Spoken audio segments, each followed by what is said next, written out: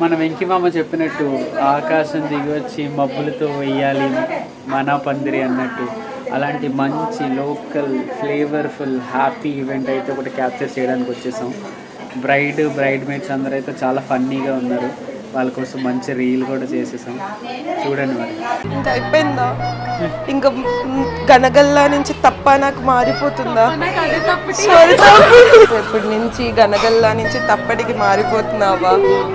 అయ్యో, it's okay, పర్లేదు, వచ్చి అప్పుడప్పుడు కలుస్తాను, బాధపడట్లే నువ్వు. నిక్కి గారు అది ఇందాక చాలా బాధపడ్డారు కదా, ఇప్పుడు బాధ పొక్క వెళ్ళిపోతుంది. మా అక్కకి పెళ్ళి ఇంకా నాకు లేదు, దాన్ని వెళ్ళిపోతుంది.